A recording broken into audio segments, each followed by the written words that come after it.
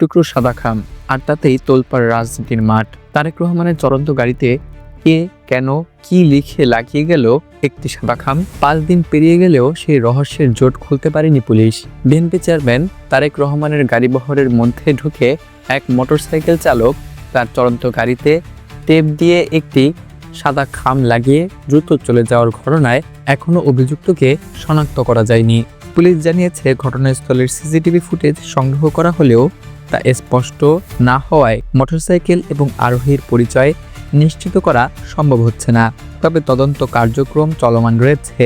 সোমবার সকালে ঢাকা মহানগর পুলিশের গুলশান থানার ভারপ্রাপ্ত কর্মকর্তা ওসি রাকিবুল ইসলাম জানান, এই ঘটনায় বিএনপির পক্ষ থেকে কোনো লিখিত অভিযোগ দেওয়া হয়নি।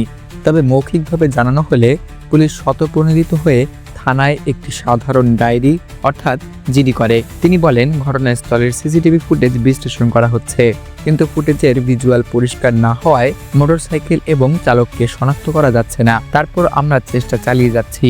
সাদা খামের ভেতরে কি ছিল, এই প্রশ্নই এখন সবার কৌতূহলের কেন্দ্রবিন্দু। এ বিষয়ে ওসি জানান, খামটি পুলিশের হাতে দেওয়া হয়নি এবং পুলিশ সেটি দেখেনি। তবে বিএনপি এবং তারেক রহমানের নিরাপত্তায় নিয়োজিতদের কাছ থেকে জানা গেছে, খামের ভেতরে কোনো চিরকুট অথবা চিঠি ছিল না। খামটি ফাঁকা ছিল এবং টেপ দিয়ে গাড়িতে লাগানো হয়েছিল।